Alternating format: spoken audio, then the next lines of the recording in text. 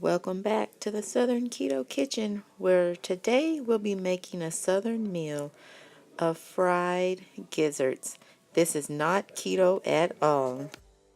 In this Tupperware, I have buttermilk, gizzards, meat tenderizer, pepper, garlic, and Cajun seasoning that I've been marinating and stirring every couple of hours or day or so for about 48 hours. This will help tenderize your gizzards and let the flavors penetrate the meat.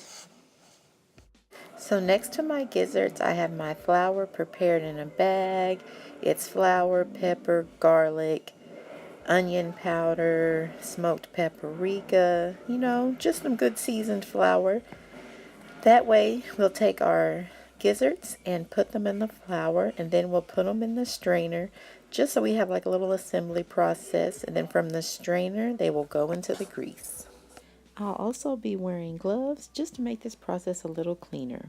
So here I have some used bacon grease that's been heating on the stove. You want your grease to be fairly hot, so put it on a medium-high setting and let it heat up.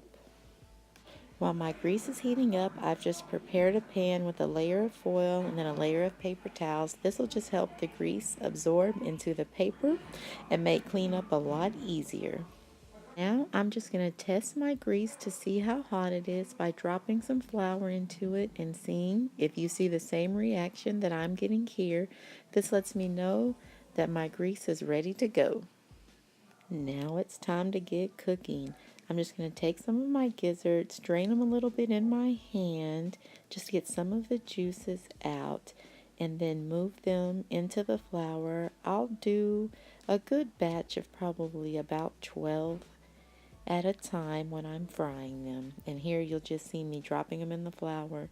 I'll mix them all up, and once they're well coated, I will put them in the strainer. Alright, as you see here, I have a good amount of the gizzards that I've coated in the flour, and they've just been resting. I'm going to start adding them to the grease one at a time. You want to gently lay them in the grease so that your batter sticks to your gizzards. And we're just going to fill the bottom of the pan. You will add as many as you can to your pan, but still allowing them to have enough room and heat distribution so your grease stays hot. As you can see here, I have the gizzards in the pan and they're cooking. They will cook fast, so this is not something you're going to want to walk away from. And you want to cook them until they're the doneness that you like. I prefer mine to be a medium brown in color, so that's what I'm looking for. And they also will start to float. And once they're ready to take out, I just use a slotted spoon and I drain them as much as I can above the pan, and then I'll add them to my prepared pan that I showed earlier with the foil and the paper towels to help some of that grease absorb, and I'll just keep cooking them in batches until they are all done.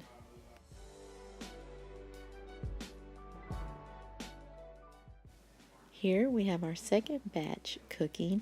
As you can see, I've sped up the video so you don't have to watch the whole process over and over in real time.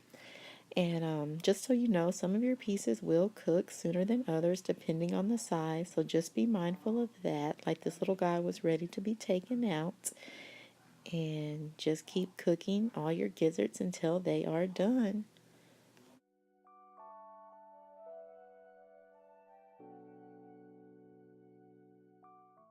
As you can see here, I have a full pan of southern fried chicken gizzards.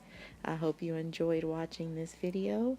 Be sure to like, subscribe, and comment. And please, if you have any questions, feel free to ask.